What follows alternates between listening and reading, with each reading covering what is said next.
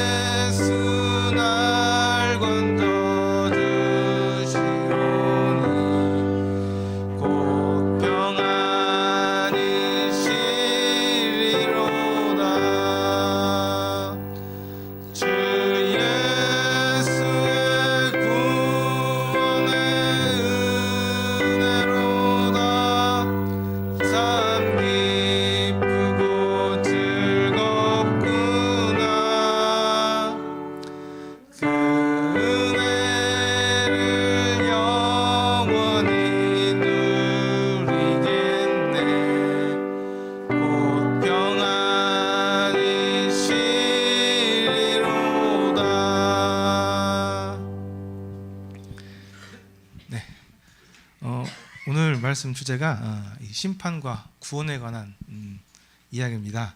성경에 잘 알려져 있는 이야기, 노아의 홍수 이야기를 통해서 하나님께서 말씀하신 심판과 구원에 대한 말씀을 좀 나누려고 합니다.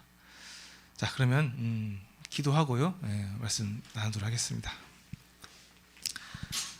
아버지 하나님 감사드립니다. 오늘도 저희에게 하나님의 말씀을 들을 수 있는 기회를 주시고 또 들을 수 있는 마음과 귀를 주셔서 이곳에 불러주셔서 참으로 감사드립니다. 오늘 참 저희의 마음을 참 낮춰주시고 또 열어주시고 또 착한 마음으로 허락해 주셔서 오늘 들려지는 하나님의 말씀을 듣게 하시고 하나님 말씀 앞에 저희가 깨닫고 화답할 수 있도록 도우시옵기를 기도드립니다. 오늘 하나님께서 정하신 구원과 또 심판 이러한 사실들에 대해서 듣게 되게 될 때 저희 마음 가운데 참 반감이나 어려운 마음이 생기지 않고 하나님의 진리 가운데서 하나님의 마음과 또 하나님의 계획을 잘 이해하고 받아들일 수 있는 그런 시간이 되도록 주님께서 선하게 인도해 주시기를 기도드립니다. 주님 앞에 온전히 의지하며 예수님의 이름으로 기도드렸습니다. 아멘.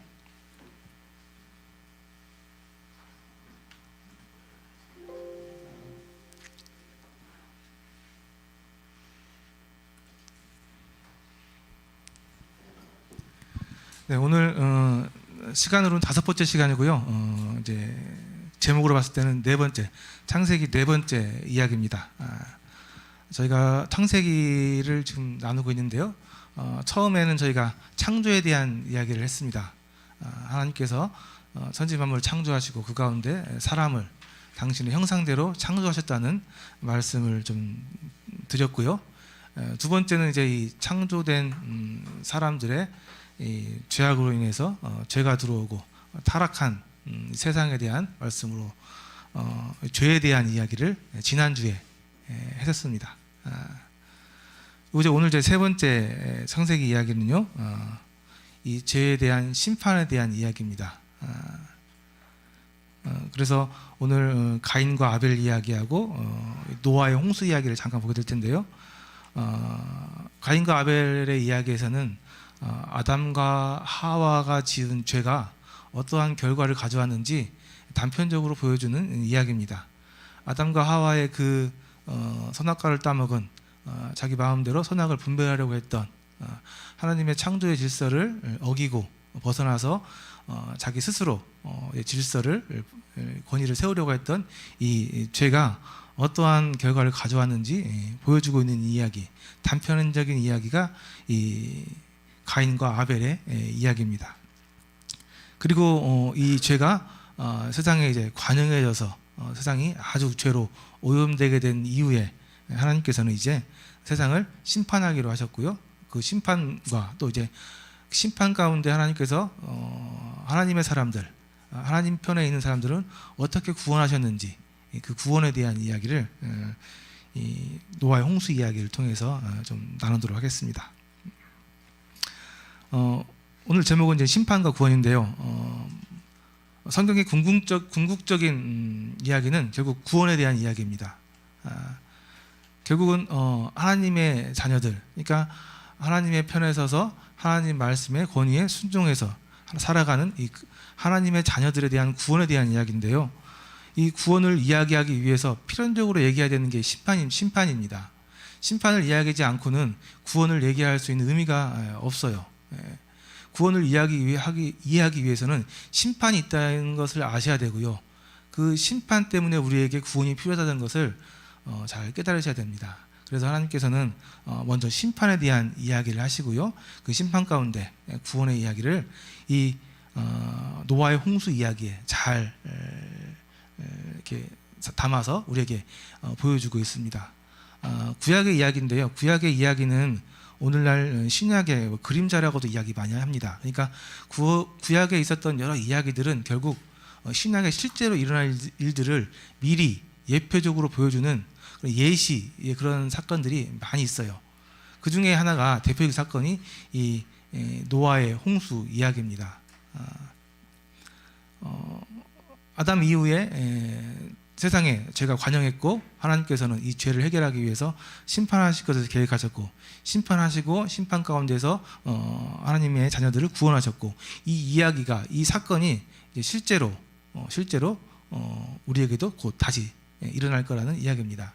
그러니까 이 노아의 홍수 이야기는 앞으로 있을 진짜 심판, 앞으로 다가올 진짜 완전한 심판, 최종적인 심판을 예시적으로 가시적으로 이렇게 보여주는 그런 사건입니다. 그래서 우리가 노아의 사건을 통해서 앞으로 우리에게 어떠한 대심판의 이야기가 있는지 우리는 미리 좀 볼 수 있는 거죠.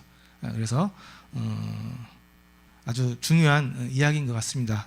구약에 나와 있는 여러 이야기들 중에요.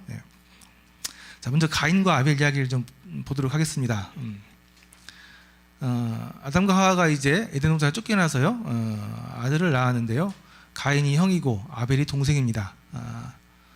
근데 이제 이 가인과 아벨이 몇 번째 아들인지는 모릅니다. 그래서 이건 오해하지 않으면 좋겠어요. 몇 번째 아들인지는 몰라요. 첫째 아들, 둘째 아들은 아닙니다. 그렇지만 이제 가인이 형이었고 아벨이 동생이었습니다. 여기 보니까 아벨은 양을 치는 사람이었고요. 양을 치는 일을 했습니다. 그런데 가인은 농사를 짓는 일을 했습니다. 3절에 보니까 세월이 지난 후에 가인은 땅의 소산으로, 그러니까 농산물로 제물을 삼아가지고 여호와께 예배를 드렸다, 제사 드렸다는 얘기고요. 아벨은 자기도 양의 첫 새끼와 그 기름으로 제사를 드렸더니 여호와께서 아벨과 그의 제물은 받으셨다라고 나와 있습니다. 그러니까 이제 동생인 아벨은 아마 이제 이 아버지인 아담과 하와를 통해서 들었을 것 같아요. 너희가 하나님 앞에 제사를 드려야 되는데 제사를 드릴 때는 어떻게 제사를 드려야 된다라고 배웠을 것 같아요. 첫 새끼의 기름, 그러니까 동물을 죽여서 그것으로 하나님께 제사를 드린 거죠. 이게 이제 아마도 추측건데 아담과 하와가 자식들에게, 자녀들에게 가르쳤던 것 같습니다. 그래서 실제로 아벨은 그렇게 제사를 드렸고요. 그래서 하나님께서는 아벨과 그의 제물을 받으셨습니다. 근데 이제 형이었던 가인은 농사짓는 사람이었죠. 농사를 지었습니다. 농사를 아마 열심히 잘 지었을 거예요. 농사 지은 거에 대한 자부심도 있었을 거라고 생각합니다. 그래서 이제 농사를 잘 지어서 잘 키운 이 곡식 또 과일 이런 걸로 정말 귀한 거잖아요. 그걸로 하나님 앞에 제물을 삼아서 제사를 드렸던 것으로 보입니다. 그런데 안타깝게도 하나님께서는 그 제물을 받지 않으셨습니다. 정확히 얘기하자면 응답하지 않으셨어요. 아무런 대답도 하지 않으셨습니다. 결국 이제 아벨의 제사는 받았는데 가인의 제사는 하나님께서 안 받아주신 거죠. 왜 안 받으셨을까요? 아담과 하와가 지은 죄가 스스로 선악을 분별해서 자기 스스로 질서를 정하고 자기 스스로 판단하려고 하는 그러한 죄라고 말씀드렸습니다. 똑같은 이 죄의 모습이 나타나게 되는데요. 이 가인에게도 그렇습니다. 분명히 하나님께서 정하신 법이 있고 질서가 있었습니다. 그런 것을 배웠을 텐데요. 이 가인은 자기 스스로 생각하고 판단했습니다. 내가 생각하고 내가 판단하기에 내가 지은 이 소중한 이 곡식, 이 과일 이게 얼마나 귀한 건데 하나님께서 받으실 거야 라고 생각하신 거죠. 자기 생각대로 하나님 앞에 이렇게 제물을 드렸습니다. 그러나 하나님께서 받지 않으셨죠. 이게 이제 그 아담과 하와가 지은 죄의 모습들이 그 자손들에게 나타나는 모양이고 오늘날 우리에게도 동일하게 나타나고 있는 겁니다. 각자 수많은 사람들이 자신의 생각대로 자신의 판단대로 하나님을 섬긴다고 하고 또 하나님을 예배한다고 하고 이렇게 나오고 있습니다. 그러나 하나님께서 정하신 법을 따라야죠. 우리는 피조물이고 하나님께서 정하신 법이 진짜 법이고 그분이 창조주기 때문에 그분의 질서에 우리는 승복해야 되는, 따라야 되는 존재인 거죠. 그래서 이렇게 안타깝게도 가인은 잘못된 제사를 자기 생각대로 드려서 하나님 앞에 응답을 받지 못했고요. 화가 난 이 가인은 잘 알고 있는 것처럼 동생인 아벨을 돌로 쳐 죽였습니다. 이게 이제 성경에 나타난 근친 살인, 최초의 근친 살인 이런 사건이었는데요. 분명히 가인은 하나님께 화가 났을 겁니다. 하나님께 분노했을 거예요. 그러나 그것을 감히 하나님께는 대항하지 못하고 자신의 동생이었던 아벨에게 이렇게 표현해서 이렇게 살인을 저지르게 되었습니다. 결국 이렇게 아담과 하와가 잘못된 선택을 한 이 결과들이 이렇게 아주 끔찍한 살인의 죄까지 나타나는 모습으로 지금 보여지고 있습니다. 그럼에도 불구하고 하나님께서는 이 가인을 보호해 주셨습니다. 15절에 14절에 보니까요. 주께서 오늘 이 지면에서 나를 쫓아오신즉 내가 주의 낯을 배웁지 못하리니 내가 땅에서 피하며 유리하는 자가 될지라 무릇 나를 만나는 자마다 나를 죽이겠나이다. 이 가인이 동생을 죽이고 나니까 이제 두려움이 생겼습니다. 다른 사람들이 나를 죽일 수도 있겠구나 라는 두려움이 생겼습니다. 그래서 하나님께 이렇게 하소했던 거죠. 모든 사람에게 죽임을 면하게 해 주십시오라고 부탁했습니다. 그러니까 하나님께서 그에게 약속해 주셨는데요. 가인을 죽이는 자는 벌을 7배나 받으리라 하시고 가인에게 표를 주셨습니다. 그래서 그를 만나는 모든 사람에게 죽임을 면하게 해 주셨습니다. 그러니까 이 가인이 하나님께 부탁했을 때 하나님께서는 그에게 이렇게 표를 주시면서 사람들이 너를 못 죽이게 할 거야 라고 이렇게 약속해 주신 거죠. 그런데 그 뒤에 보면은 가인은 여호와 앞을 떠나서 에덴 동산 동쪽에 거주해서 거기서 성을 지었다고 나와 있습니다. 사람이 성을 지었다는 것은 자기를 보호하는 행위입니다. 두렵기 때문에 자기를 보호하기 위해서 성을 지은 거죠. 결국 안타깝게도 가인은 하나님께서 표를 주셨습니다. 죽이지 않을 거라고 표를 주셨는데 그 말을 믿지 못하고 자신을 위해서 성을 지어서 살아야만 되는, 성 안에 갇혀서 살아야만 되는 그러한 못 믿는 존재가 되어버린 것입니다. 이게 이제 죄의 결과의 모습들이죠. 타락하게 되고 하나님을 따르지 않게 되고 하나님 말을 믿지 못하게 되는 참 안타까운 그런 모습입니다. 그래서 이 가인과 아벨 이야기를 통해서 단편적으로 아담과 하와의 죄가 어떻게 사람들에게 나타났는지 우리는 볼 수 있습니다. 자, 이야기는 계속 전개가 되어서요. 이제 4장, 5장에는 족보가 나고 6장에서 드디어 이제 노아의 홍수 이야기가 시작이 됩니다. 6장에 보니까요. 사람이 땅 위에 번성하기 시작할 때 그들에게서 딸들이 나니 하나님의 아들들이 사람의 딸들의 아름다움을 보고 자기들이 좋아하는 모든 자를 아내로 삼는지라. 2절에 보니까요. 땅에 이제 사람들이 번성하기 시작했는데요. 두 종류의 사람이 나타나고 있습니다. 하나는 하나님의 아들들이라고 하는 사람들이고요. 또 하나는 사람의 딸들이라는 사람들입니다. 아담과 하와 이후에 그 하나님의 그 계보는 이제 가인을 따라서 사람의 딸들, 그러니까 하나님의 반대편에 서서 하나님의 말씀에 순종하지 않고 자신의 생각대로, 자신의 뜻대로 쭉 살아온 사람들의 계보, 그 계보가 사람의 딸들이라고 표현된 사람들의 무리고요. 반대편에 이제 하나님을 따르는 사람들이 있었는데요. 그들은 이제 하나님의 명령대로 하나님 말씀에 순종해서 쭉 살아온 사람들, 그런 사람들이 이제 하나님의 아들들이라고 표현하고 있습니다. 그러니까 이제 아담과 하와 이후에 노아 홍수 때까지 그 수많은 시간 동안 이렇게 두 종류의 사람의 계보가 쭉 흘러내려왔던 겁니다. 이 계보는 오늘날도 동일하게 있습니다. 이 세상에요.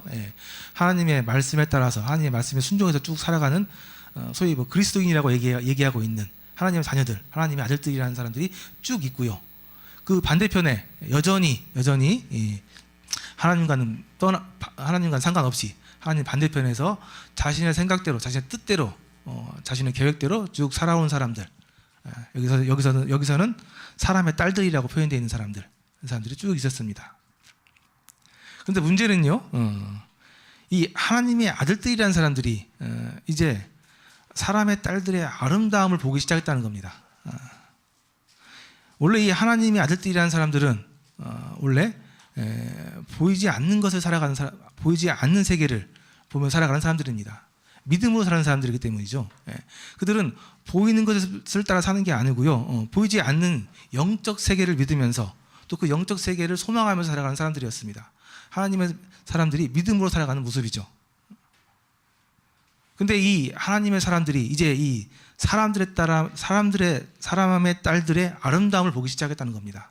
그들이 이제 보이지 않는 귀한 것, 신령한 것에서 이제 눈앞에 보이는 이런 이제 인간의 그런 정욕, 욕구, 이제 그러한 보이는 것의 가치를 더 가지게 되었다는 겁니다. 그래서 이제 그들이 자기들이 좋아하는 모든 여자를 안 삼았다는 겁니다.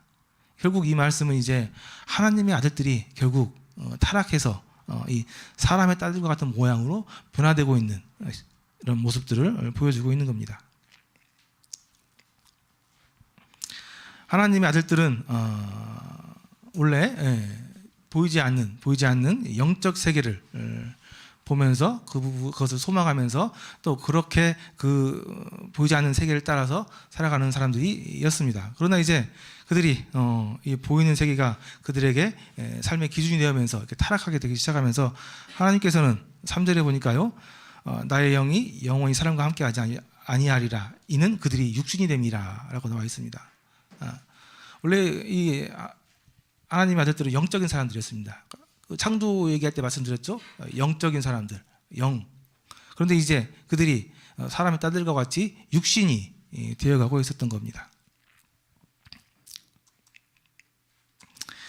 그래서 성경에서는 계속 얘기하고 있습니다. 믿음이라는 걸 얘기하고 있고요. 믿음은 결국 보이지 않는, 눈에 보이지 않는 것을 믿고 그것을 소망하며 살아가는 사람들이라고 이야기하고 있습니다. 고린도후서 4장에 보니까요, 우리가 주목하는 것은 보이는 것이 아니요 보이지 않는 것이니 보이는 것은 잠깐이요 보이지 않는 것은 영원함이니라. 지금도 저희가 하나님의 말씀을 나누고 있는데요, 하나님의 말씀은 눈에 보이지 않습니다. 영적인 세계의 이야기예요. 그런데 이 영적인 개념이 없는 사람들, 이 영적인 것의 가치를 갖지 않는 사람들은 눈에 보이는 것만 따라서 살아가고요, 눈에 보이는 것을 기준으로 살아갑니다. 그러다 보니까 영적인 세계를 이해할 수 없고 하나님의 그 세계의 그 믿음이라는 것을 가질 수가 없습니다. 그래서 이 확실히 구별되는 거죠. 하나님의 자녀들과 세상의 사람들, 무엇의 가치를 두고 무엇을 보면서 살아가는지 확실히 구별이 됩니다. 그래서 우리 여기 계신 모든 분들은 눈에 보이지 않는 이 부분에 여러분들이 좀 집중하셔야 되고, 이것이 우리가 봐야 될 부분이고, 이 보이지 않는 것이 영원한 것이라는 것에 대해서 잘 생각하시고 깨달으시면 좋을 것 같습니다. 문제는 이제 아까도 말씀드렸지만 이 하나님의 사람들이 이렇게 타락해서 더 이상 이제 영적인 것들에 관심을 갖지 않고 눈에 보이는 것을 따라서 살게 되었다는 겁니다. 오늘 얘기하는 것은 심판인데요, 심판의 기준은 여기에 있습니다. 누가 착하고 누가 나쁘고, 얼마나 많이 착하고 얼마나 나쁘고, 그런 기준이 아니고요. 이 심판의 기준은 이 하나님의 사람들에게 기준이 있는 거예요. 하나님의 사람들이 얼마나 신실하게 살아가느냐. 그런데 하나님의 사람들이 타락하기 시작한다면 그건 더 이상 답이 없는 겁니다. 하나님은 더 이상 이 땅의 사람들을 내버려둘 이유가 없는 거예요. 이 하나님의 사람들을 구원하시기 위해서라도 이 세상을, 이 죄를 심판하시고 죄를 해결하셔야 된다는 이야기입니다. 그래서 심판을 이야기할 때 사람을 죽이는 것으로만 생각하는 경향들이 있는데요, 하나님의 입장에서는 사람을 살리기 위한 부분에서 심판을 하신다고 생각하시면 좋을 것 같습니다. 우리가 이제 제가 이제 컴퓨터 공학과를 나왔기 때문에 컴퓨터를 좀 하다 보면은 컴퓨터에 바이러스가 들어옵니다. 바이러스가 조금 들어왔을 때부터 문제가 생기기 시작하죠. 그러나 이제 이게 참을만 하는데, 이 바이러스가 더 이상 한계를 넘어서 더 이상 이제 모든 것을 파괴하기 시작하게 되면 어쩔 수 없습니다. 살아있는 데이터들은 다른 곳으로 옮겨서 남기고 여기는 그냥 싹 지워야 돼요.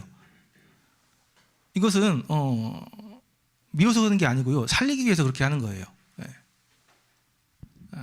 그래서 하나님께서도 이렇게 심판을 하셔야겠지만, 심판을 하셔야 되는 그 이유에 대해서, 이것은 죽이기 위한 게 아니고 살리기 위한 심판이었다는 것에 좀 생각을 좀 하시고요. 그럼에도 불구하고 하나님께서는요, 즉흥적으로 아주 감정적으로 심판하지 않으셨습니다. 심판할 것을 미리 말씀을 해주시고요, 심판의 기간을 주셨어요. 그 안에 심판에 대해서 듣고 회개할 수 있는 기회를 주셨다는 겁니다. 여기서도 말씀하고 있지만은 노아에게 심판에 대해서 얘기를 해주셨어요. 그리고 노아에게 방주를 짓게 하게 했는데요, 그 방주를 짓는 기간이 약 100년에서 120년 정도 될 거라고 예상합니다. 계산해 보면요. 그러니까 방주를 짓겠다, 그러니까 심판을 말씀하시고 약 100년에서 120년간 하나님께서 참고 기다리신 거예요. 그 긴 시간 동안 하나님께서는 인내하고 참으신 겁니다. 그렇게 하나님을 대적하고 하나님을 반대하고 죄를 짓고 사람들이 살았지만요. 그래서 우리가 오늘 심판에 대해서 듣게 될 때 심판을 좀 바로 좀 이해하시면 좋을 것 같습니다. 하나님의 심판은 죽이기 위한 심판이라기보다는 살리기 위한 심판이었던 것에 대해서 좀 잘 아시면 좋을 것 같습니다. 5절에 보니까 여호와께서 사람의 죄악이 세상에 가득함과 그의 마음으로 생각하는 모든 계획이 항상 악할 뿐임을 보시고 땅 위에 사람 지으셨음을 한탄하사 마음에 근심하셨다라고 나와 있습니다. 하나님께서 근심하셨습니다. 쉽게 찾아볼 수 없는 표현인데요. 하나님께서 근심하셨다는 이 표현은 굉장히 심각한 거죠. 전지전능하신 하나님께서 이 세상에 죄악이 관영한 것, 또 그들 마음속에 생각 속에 죄를 지으려고 하는 생각밖에 없는 것을 보시고 더 이상 희망이 없는 것을 보시고 그 마음속에 하나님께서 한탄하셨다, 근심하셨다라고 나와 있습니다. 물론 하나님께서는 근심하거나 전지전능하신 분이기 때문에 후회하거나 하지 않지만 그 마음에 분명히 굉장히 아쉬워하시는 그런 안타까움이 있었을 것으로 보입니다. 그래서 하나님께서 이제 말씀하시기를 내가 창조한 사람을 내가 지면에서 쓸어버리되 사람으로부터 기는 것과 공중의 새까지 그리하리니 이는 내가 그것들을 지었음을 한탄함이니라 하시니라. 더 이상 이 세상에 희망이 없는 것을 하나님께서 보시고 마음속에 한탄하시면서 이제 심판할 것을 말씀해 주셨습니다. 계획하셨습니다. 그래서 하나님께서는 심판을 하시기로 하셨습니다. 우리가 보통 이제 하나님에 대해서 처음에 말씀을 좀 드렸는데요. 여러 가지 하나님의 속성에 대해서 말씀드렸잖아요. 그중에 하나님은 의로운 분이시고 사랑이라고 얘기하셨습니다. 그죠? 또 하나 기억하셔야 될 게 하나님은 공의로운 분이라고 말씀드렸어요. 그죠? 하나님은 사랑이시고 또한 반대로 공의로운 분이시기도 하십니다. 공의하다는 말이 무슨 말인지 아시죠? 공평하다는 말이에요. 공평하다는 말. 잘한 거에 대해서는 칭찬하고 잘못한 거에 대해서는 심판하시는 죄를 받게 하는 것이 공평한 겁니다. 세상에 하나님은 왕이시죠. 왕입니다. 왕은 공평해야 돼요. 그죠? 왕은 공평하게 다스려야 되는 사람인 게 공평하게 다스려야 됩니다. 세상에 수많은 사람들이 있고요. 착한 사람도 있고 나쁜 사람들이 있고 잘하는 사람이 있고 못한 사람들이 있고 죄를 짓는 사람들이 있습니다. 죄를 짓는 사람들이 있는데 그 죄를 짓는 사람들에게 그건 죄야, 그건 나쁜 거야 라고 말만 하고 아무것도 안 하게 되면 그건 절대 공의로운 게 아닙니다. 공평한 게 아니에요. 그렇죠? 공평하다는 얘기는 죄를 지었으면 죄를 지은 것에 대해서 심판해야 돼요. 처리를 하셔야 되는 겁니다. 그래야 공평한 거예요. 그래야 나라가 운영이 되는 겁니다. 왕이 할 일이 그런 일이에요. 그래서 왕은 인자하고 사랑이 많은 그런 온화한 그런 왕이기도 하셔야 되지만 공평하셔야 됩니다. 공평하셔야 돼요. 그래서 하나님께서는 이 죄 지은 거에 대해서는 심판하셔야 되는 겁니다. 그렇지만 아까 말씀드린 것처럼 하나님께서는 오래 참으셨습니다. 하나님께서 하나님의 여러 속성들 중에 또 하나 좀 아주 인상적인 게 많이 나오는 게 이 하나님의 인내하심, 오래 참으심에 대한 내용들입니다. 여호와께서 그의 앞으로 지나시며 선포하시되 여호와라 여호와라 자비롭고 은혜롭고 노하기를 더디하시는 인자와 진실이 많은 하나님. 성경 말씀에 보면 하나님에 대한 여러 표현들이 많이 나오는데 많이 나오는 표현 중에 하나가 노하기를 더디하시고 인자하시고 인내하시는 하나님의 말씀에서 하나님의 그런 성품에 대해서 말씀하고 있습니다. 요엘에도 보면요, 너희는 옷을 찢지 말고 마음을 찢고 너희 하나님 여호와께로 돌아올지어다.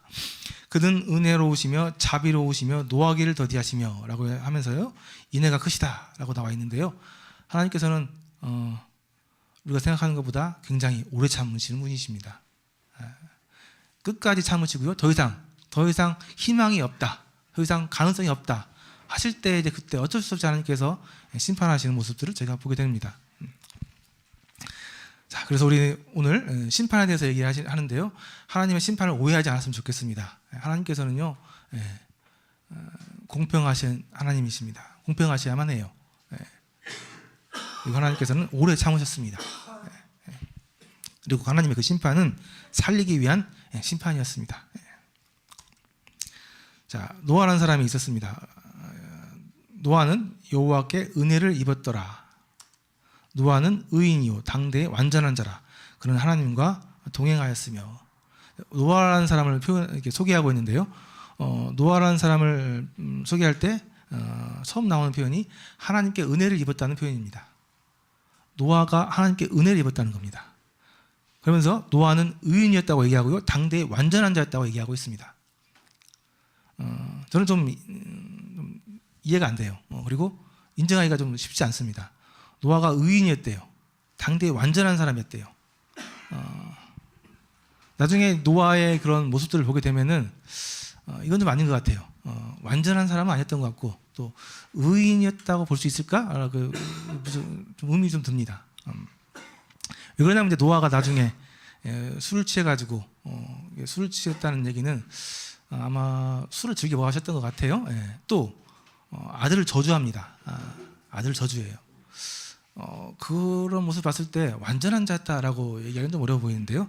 어쨌든 그건 제 생각이고요. 하나님께서는요, 이 노아에 대해서 의인이요 당대의 완전한 자였다고 소개하고 계십니다. 이게 하나님이 보시는 시야입니다. 하나님께서 노아를 평가하는 말씀이세요. 왜 하나님께서 이렇게 표현하셨는지 그 부분은 좀 뒤에 좀 보도록 하고요.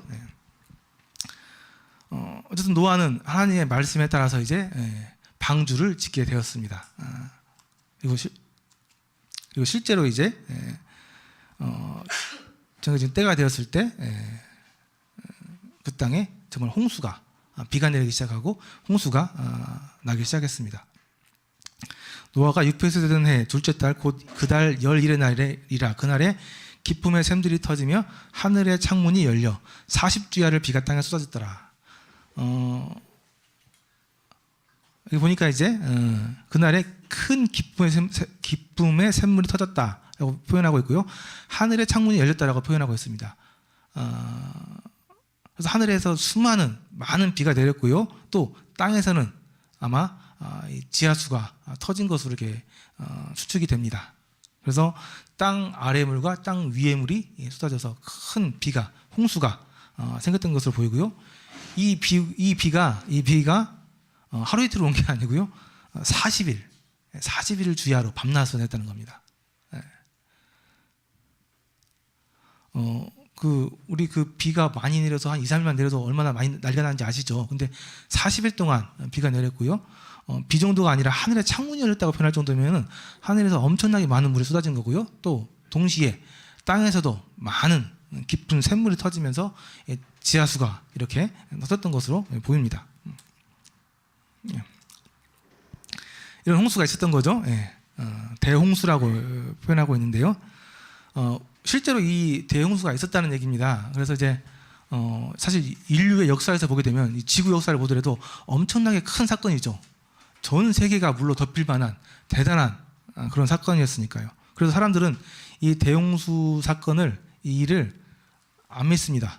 못 믿는 거죠, 그들의 생각에서는. 그래서 이 대홍수 이야기를 하면은 일단 안 믿어요. 안 믿고 뭐 신화 정도 생각하고요. 또 그들 또 합리적으로 생각하는 사람들은 뭐 전 지구적인 홍수는 아니었고 어떤 한 지역에서 지역적으로 일어났었던 그런 홍수였을 거야라고 이렇게 얘기하는 사람도 있고요. 사람의 생각으로 어쨌든 하나님을 믿지 않는 사람들에게 믿기 상당히 어려운 사건이긴 하죠.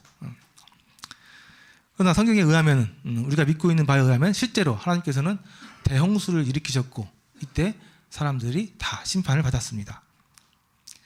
그래서 이 대홍수 사건에 대해서 잠깐 좀 말씀을 좀 드리겠는데요, 그때 중요한 것은 이제 이 방주죠. 이 방주, 어마어마하게 큰 배를 만들었는데 산 위에다 이 배를 만들었습니다. 산 위에다. 그러니까 이제 노아가 가족들과 함께 이 방주를 100년 이상 산 위에다 지었을 것 같은데요, 이 배를 지을 때 그 수많은 사람들이 쟤 뭐 하는 거야 하면서 얼마나 말들이 많았겠습니까? 근데 노아는 하나님의 말씀에 따라서 하나님의 말씀을 믿고 하나님의 말씀을 순종해서 100년이 넘는 시간 동안 산 위에다가 이 큰 배를 진짜로 지은 거예요. 노아가 어떤 사람이었는지는 모르겠지만 믿음은 대단한 사람입니다. 진짜 이걸 믿은 거예요. 그 당시 때 생각해 봤을 때 비라는 걸 경험해 보지 못했을 것 같아요. 근데 산 위에다가 이런 어마어마하게 큰 배를 100년 이상 짓는다. 그것도 하나님의 말씀에 따라서. 다른 건 몰라도 하나님의 말씀을 믿었어요. 믿으니까 100년 동안 배를 짓죠. 예. 하나님의 말씀을 믿고 사실로 받아들이고 따라서 배를 지었습니다. 그죠? 대단한 사람이에요. 예. 의인인지는 모르겠는데 믿음 하나는 정말 대단합니다. 그 노아가 지었을 거라고 보여지는 그 방주를 복원한 겁니다. 성경에 보면 그 노아의 지은 그 방주의 크기가 나와 있어요. 사이즈가. 또 짓는 방법도 나와져 있습니다. 그것을 그대로 이렇게 복원한 건데, 미국 켄터키주에 있는 곳에 있는 그 복원한 배라고 합니다. 예. 한번 복원해 본 배고요. 나중에 홍수가 끝나고 이 방주가 둥실둥실 떠다니다가 이제 물이 이제 빠지기 시작했을 때 아라랏산이라는 곳에 꼭대기에 내려옵니다. 근데 그 아라랏산이 실제로 있습니다. 터키 시리아 지역에 있어요. 굉장히 높은 산입니다. 너무 높아서 그 꼭대기는 다 이렇게 만년설로 1년 내내 녹지 않는 그 덮여있는 만년설로 덮여있는 그런 산입니다. 이 산을 그 지역에 사는 사람들이 어떻게 불렀느냐?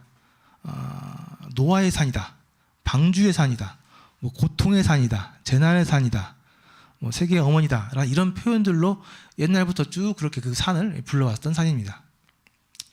실제로 인공위성에 보면 이렇게 생겼다고 해요. 인공위성 보면은 그 꼭대기 부분만 하얗게 만년설 때 이렇게 보이는 거죠. 오늘날 터키에 가서 보면 이렇게 보인다고 합니다. 날씨 맑은 날, 구름 없는 날 이렇게 볼 수 있다고 합니다. 그리고 이 노아 홍수, 이 노아의 방주를 뭐 봤다는 또 뭐 파편을 찾았다는 그런 기록들은 너무나 많아서요. 물론 이제 잘못된 정보도 있을 수 있는데요. 어쨌든 이러한 기록은 굉장히 많습니다. 어렸을 때 이렇게 삼촌이랑 산에 올라가서 봤다는 사람도 있고, 이게 파편이라고 하는 나무 조각을 실제로 갖고 내려와서 보여준 사람도 있고요. 그렇습니다. 뭐 어쨌든 이렇게 정확한지는 알 수 없지만 노아의 방주가 있었다는 것에 대한 여러 기록들이 있었던 것은 사실입니다. 그 노아의 홍수 사건에 대해서 잠깐 좀 보시면요. 아까 말씀드린 것처럼 비가 40일 동안 왔습니다. 40일 동안. 그리고 150일 동안 비가 40일 동안 와가지고 전 지구가 물로 덮였는데요. 전 지구가 물로 덮였을 때 그 방주는 두누 위에 떠 있었겠죠. 150일 동안 표류했습니다. 150일 이후부터 물이 점점 빠지기 시작했어요. 그리고 정확히 거의 1년이 되었을 때 모든 물이 빠지고 지면이 드러났다고 나와 있습니다. 그러니까 이 홍수 사건이 그냥 뭐 잠깐 있었던 사건이 아니고요. 거의 1년 동안 지속되는 사건이에요. 어마어마한 사건이죠. 그러니까 이 지구 역사를 봤을 때도 굉장히 어마어마한 사건입니다. 그래서 이 사건이 실제 있었다고 한다면은 증거가 남을 수밖에 없어요. 이 지구 전체에 이 홍수의 흔적이 남을 수밖에 없습니다. 이것은 이제 과학자들이 이렇게 좀 연구해 본 건데요. 물이 꽉 차고 가만히 있었던 게 아니라 지구가 자전하고 또 공전하면서 막 흔들렸기 때문에 아마 그 당시 이 지면은 거의 뭐 싹 물에 반죽이 돼가지고 싹 흩어졌을 거라고 이렇게 얘기를 합니다. 그리고 이제 물이 쭉 빠지기 시작한 거죠. 물이 빠지면서 그 대홍수의 증거라고 많이 이야기하는 것이 이제 이 미국에 있는 그랜드 캐년이라고 합니다. 그래서 이 그랜드 캐년을 보면서 많은 이제 성경학자들이 창조과학자들이 이것이 이제 대홍수의 증거다라고 얘기를 하는데요. 왜 이게 대홍수의 증거냐 하면 아까 보신 것처럼 이 지층이 이렇게 반듯반듯하죠. 뭐 떡 써놓은 것처럼 반듯반듯하잖아요. 근데 이제 지구과학자들 얘기하는 것은 이 단층이 그 시기를 이렇게 보여주는 건데, 이 시기가 오랫동안 시간을 거쳐가지고 이렇게 차곡차곡 쌓였다고 한다면은 이 평면이 판판할 수가 없다는 거예요. 이게 오랜 시간 동안 쌓였다고 한다면 이게 삐뚤삐뚤하죠. 바람도 불고 비도 오고 하기 때문에 이게 반듯할 수가 없다는 겁니다. 근데 보시면 아시는 것처럼 이렇게 우리 반듯반듯하잖아요. 이 층이. 이 말은 이 층이 오랜 시간 동안 차곡차곡 쌓여서 생긴 게 아니고 단시간 만에 물이 쫙 빠지면서 물이 이렇게 쫙 땅에서 흙이 싹 가라앉으면서 무거운 것부터 가라앉잖아요. 예, 그런 것처럼 이렇게 차례대로 이렇게 가라앉으면서 순식간에 이렇게 쌓인 것이라는 것을 반증한다라고 이렇게 과학자들이 얘기하는 거예요. 근데 일리가 있는 말입니다. 그래서 이 그랜드 캐년의 이 지층, 반듯반듯한 지층이 이게 오랜 시간 동안 지구과학자들이 얘기한 것처럼 오랜 시간 동안 한 층 한 층 쌓인 것이 아니고 뭔가 큰 대변혁이 있을 때 물이 한 번에 쫙 빠지면서 물이 조금 이게 땅으로 흙이 차례차례 쌓인 단기간에 쌓인 증거라고 얘기하고 있는 겁니다. 예, 그래서 이 큰 사건 증거가 없을 수 없죠. 예, 그 증거 중에 하나라고 이야기하고 있습니다. 판단은 각자 해보시고요. 예. 또 노아의 대홍수 이후에 여러 가지 변혁들이 있었는데요. 예, 어쨌든 또 하나 놀라운 것은 이 노아의 방주 모형입니다. 보통 저 어렸을 때만 하더라도 노아의 방주 얘기 들을 때 노아의 방주 정말 이렇게 생겼을 줄 알았어요. 이렇게 아기자기한 이런 큰 배긴 한데 동글동글한 이런 배 생각했었거든요. 근데 실제로 성경에 나와 있는 그 사이즈를 보면은 이 모양입니다. 이 모양. 얼핏 보면은 뭐 좀 관 같기도 하고 그렇죠. 예. 실제 크기는 축구장에 비교하면은 축구장보다 더 긴 거죠. 예. 근데 좀 더 놀라운 것은 이 노아의 방주의 사이즈 비율입니다. 비율. 가로, 세로, 높이 이 비율이에요. 비율. 좀 비정상적으로 길잖아요. 배가 우리가 상식적으로 생각하는 배에 비해서. 근데 이 비율, 이 가로, 세로, 높이 비율, 이 비율이 나중에 1840년대에 와서 과학자들이 발견해낸 가장 이상적이고 안정적인 배의 비율이에요. 과학자들이 연구를 통해서 발견한 것이 이 노아의 홍수 배의 사이즈의 비율인 거예요. 그래서 넓이의 6배 높이, 그리고 높이의 10배 길이. 이제 이 비율이 있거든요. 과학자들이 발견한 비율. 이 비율이 정말 정확하게 이 비율대로 이 노아의 방주가 만들어진 거예요. 그러니까 이게 좀 놀라운 일이죠. 정말 그 오래전에 배를 만들었는데 이렇게 이상한 배를 만들어 놨었는데 이 배가 오늘 와서 보니까 제일 안정적인 배의 비율로 만들어진 배더라라는 겁니다.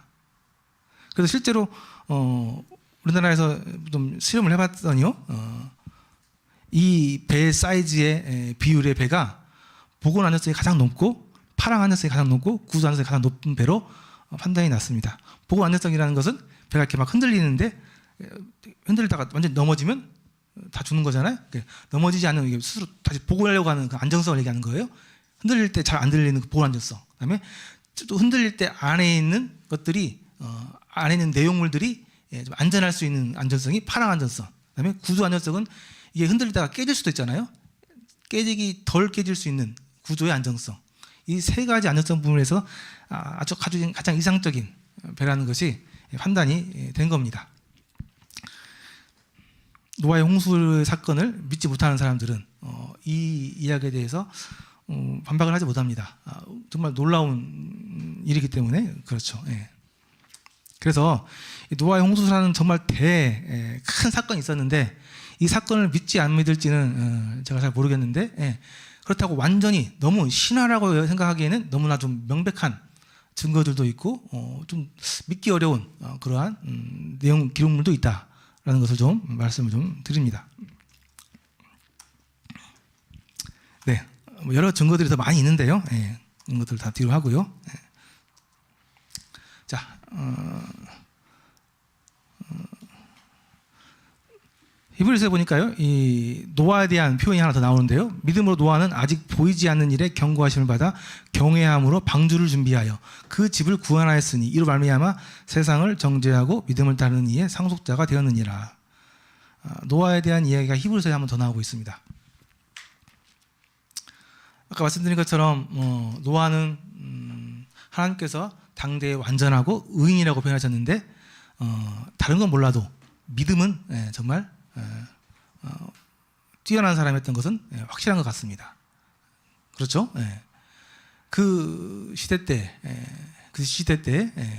그 산 위에서 그 큰 배를 100년 이상 계속 지었다는 것, 다른 거 하나 보여준 것 없이 하나님의 말씀, 하나님의 명령을 따라서 그렇다는 것은 누가 보더라도 이 노아는 하나님의 말씀을 믿은 거예요. 하나님의 말씀을 사실로 받아들인 거예요. 그러니까 그 오랜 기간 동안 그 배를 지을 수 있었던 겁니다. 그래서 하나님께서요, 어떠한 사람을 의인이다, 완전하다 라고 표현할 때 그 기준은 다른 데 있는 게 아니고 그 사람의 믿음입니다. 믿음. 그 사람은 의인이야, 그 사람은 완전하다 라고 얘기할 때 하나님께서는 뭘 보고 그렇게 말씀하시냐 하면 그 사람의 믿음을 보고 말씀해 주십니다. 그렇게 말씀하시는 거예요. 창세기 15장 6절에 보면 우리 다음 시간에 보게 될 텐데 아브라함이라는 사람이 나옵니다. 아브라함이 여호와를 믿으니 여호와께서 그 일을 그의 의로 여기셨다라고 표현하고 있습니다. 아브라함이 하나님을 믿었습니다.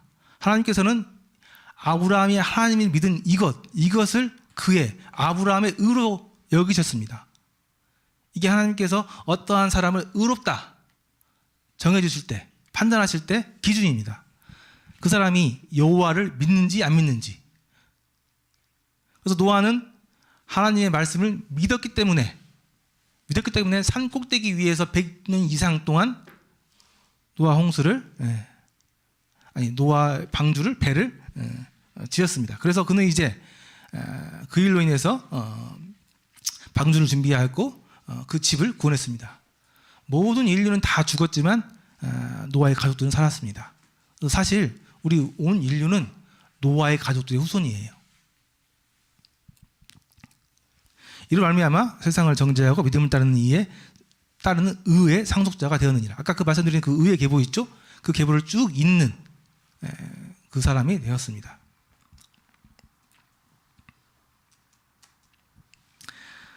노아의 홍수 사건은 아까 말씀드린 것처럼 오늘날 우리에게 해주고 있는 말씀이고요. 그 똑같은 사건, 노아의 홍수 사건이 앞으로도 우리에게 있을 거라고 예시적으로 얘기하고 있는 겁니다. 마태복음 24장에 보니까요. 그러나 노아의 때와 같이 인자의 임함도 그러하리라. 홍수 전에 노아가 방주에 들어가던 날까지 노아가 방주에 들어가는 날까지 사람들이 먹고 마시고 장가들고 시집가고 있었으면서 홍수가 나서 그들을 멸하기까지 깨닫지 못하였으니 인자의 임함도 이러와 같은 일이라.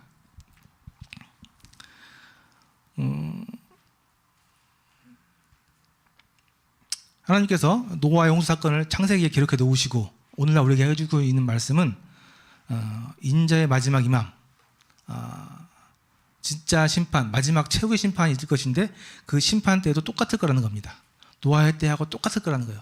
별반 다르지 않고 똑같은 일이 일어날 거라고 얘기하고 있는 겁니다. 하나님의 말씀을 믿어서 방주에 들어갔던 사람들이 있는가 하면 여전히 끝까지 그 말을 믿지 않고 먹고 마시고 장가들고 시집가면서 하나님의 말씀을 믿지 않았던 그런 사람들이 있었다는 겁니다. 결국 그들 방주에 들어간 노아의 가족들은 살았지만 방주에 들어가지 않았던 수많은 사람들은 다 심판을 받아 죽게 되었다는 겁니다. 그 사건이 앞으로 다시 실제로 있을 거라고 이야기하고 있는 겁니다.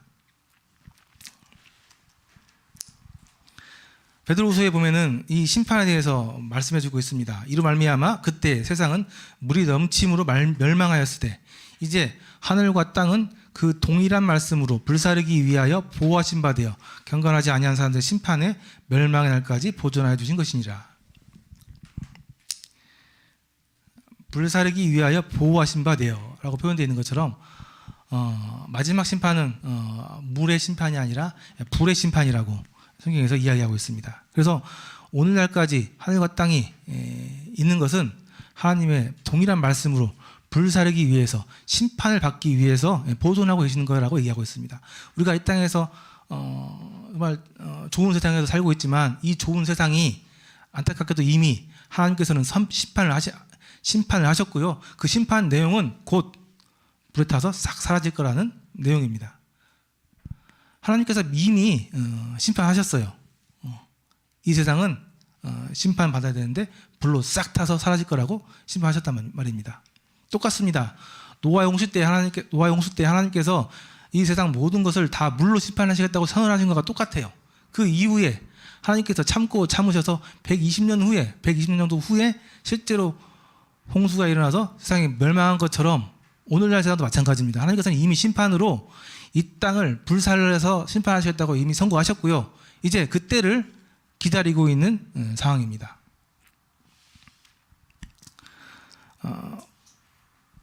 우리는 좀 생각해 볼 필요가 있는데요.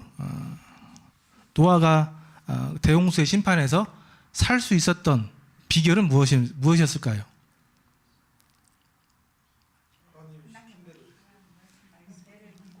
네, 하나님 시킨 대로 했기 때문에. 예.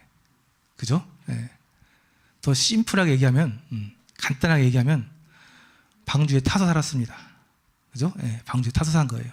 그럼 죽은 사람들은요? 예, 방주에 안 타서 죽은 거예요. 그런 사람, 그 사람들이, 그러니까 노아든, 뭐 죽은 사람이든 그 사람이 얼마나 잘 살았는지, 얼마나 착하게 살았는지, 얼마나 좋은 일을 했는지, 얼마나 큰 업적을 남겼는지 모르겠어요. 중요한 건 살고 죽느냐 문제인데요. 사는 건 탔기 때문에 사는 거고, 죽은 건 안 탔기 때문에 죽었다는 겁니다. 그래서 구원받는 것은 간단한 거예요. 방주에 타냐 안 타느냐 둘 중에 하나예요. 그리고 실제로 방주에 탔다고 한다면 방주에 탄 노아의 가족 노아는 믿음이 있었던 겁니다. 그죠? 네. 방주에 타야 산다는, 곧 진짜로 심판이 임한다는 믿음이 있었던 거예요. 그러니까 방주를 만들고 그 방주에 탔던 거잖아요.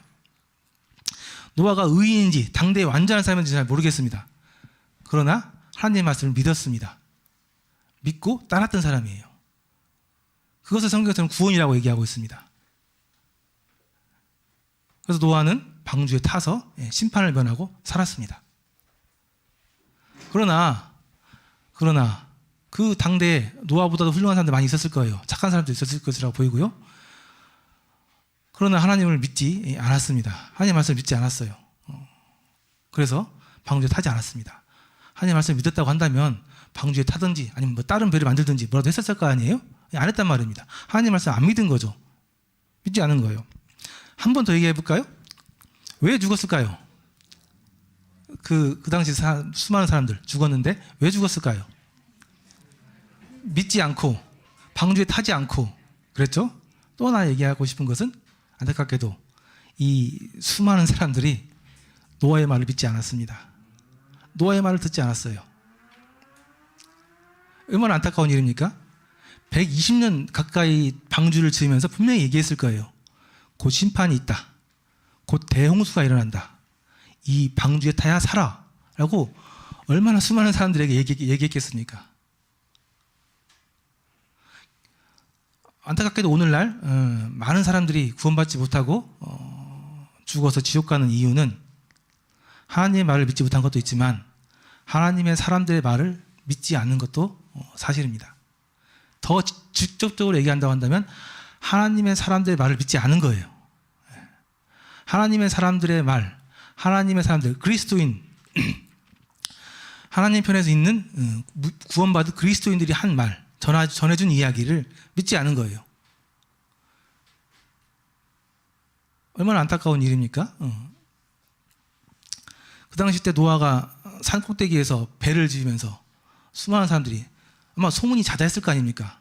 그 당시 때 120년 동안 그런 이상한 일을 했으니까 아마 뭐 전 세계 사람들에게 120년이면 충분히 소문났을 거예요.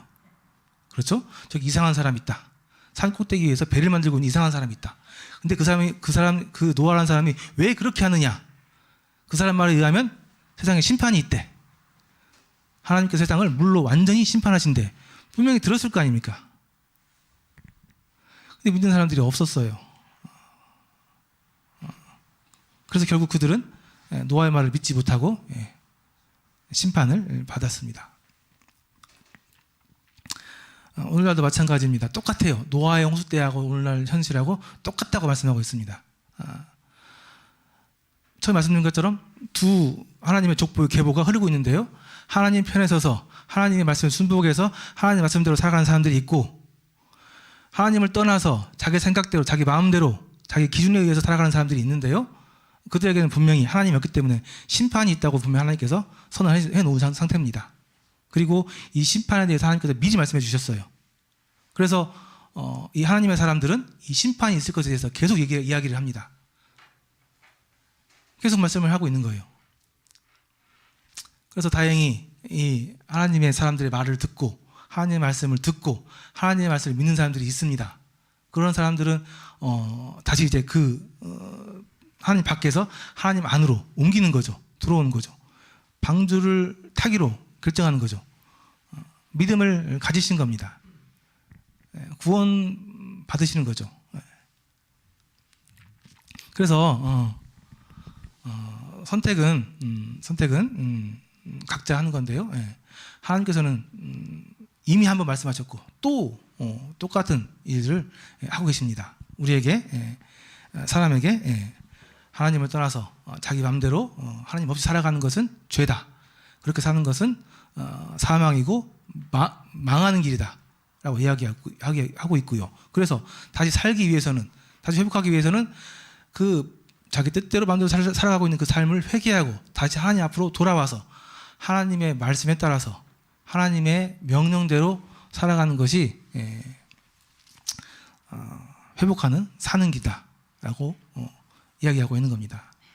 지난 시간에 얘기한 것처럼 자신의 생각을 버리고 자신 뜻대로 사는 것을 포기하고 하나님께로 돌아와서 하나님 뜻대로 살아가는 것이 오늘날 우리 사람들에게 얼마나 좀 받아들이기 어려운 그런 세상인지 충분히 이해합니다. 그렇게 말씀드렸잖아요. 창조주는 하나님이시고 이 세상 모든 만물은 창조주의 권위 아래서 창조주가 만들어 놓으신 그 질서 안에서 살아가야 그것이 정상적인 거고 완전한 거고 그게 안전한 거라는 겁니다. 오늘날 하나님 뜻을 벗어나서 사람 뜻대로 살아가는 이 세상이 얼마나 안전해 보입니까? 기준이 없어요. 기준이. 자기 뜻대로 자기 이익에 맞춰서 다 자기의 기준으로 살아갑니다. 얼마나 양육강식의 시대예요. 세상에 잘 살아가고 참 아름다운 것처럼 보이지만 그 내면에 그런 사람들의 이기적인 마음, 죄악된 모습들 때문에 세상이 얼마나 많이 타락하고 어렵습니까? 이게 하나님을 떠난 사람들, 자기 뜻대로 살아가는 사람들의 현재 모습이잖아요. 하나님 믿지 않는 사람들도 요즘 세상이 얼마나 타락하고 악한지 혀를 차면서 이야기하잖아요. 이게 안타깝게도 하나님을 떠나서 하나님의 질서 없이 자신의 계획대로 자신의 질서대로 살아가는 세상의 현실이고 모습입니다. 그리고 그 결국은 성경에서 이야기하고 있는 것처럼 멸망, 심판입니다. 이것에 대해서 하나님께서는 계속 말씀하고 있는 겁니다. 돌아와라. 그렇게 사는 것은 악이고 죽음이고 멸망이다 라고 이야기하고 있는 겁니다. 그래서 성경에서 얘기하고 있는 것은 다시 한번 말씀드리지만 구원입니다. 구원. 이렇게 살아가고 있는 사람들의 그 현실에 대해서 구원. 심판이 있기 때문에, 그렇게 살면 심판이 있기 때문에 구원 받아야 한다고 이야기하고 있는 겁니다. 자, 그래서 오늘 이야기 다 하는 건 아니고요. 또 이제 계속해서 다른 사건들을 통해서 이 하나님의 구원에 대한 이야기를 계속 할 텐데요. 중요한 것은 하나님께서 분명히 우리에게 심판을 얘기하셨고 우리는 방주에 타서 이 심판을 면해야 한다는 것. 그렇지 않으면 죽는다는 것. 노아의 홍수 사건을 통해서 하나님께서 우리에게 이야기하고 있는 부분입니다. 그래서 구원은 단순합니다. 믿고 방주에 타면 되는 거예요.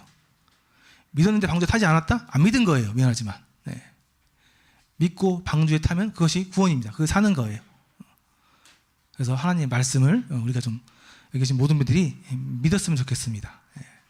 하나님의 말씀에 대해서 또 하나님에 대해서 좀 잘 아시고 하나님의 마음도 좀 이해하시고 하나님의 그 계획에 대해서 좀 생각해 보시면서 하나님의 말씀을 좀 믿으시면 좋겠습니다.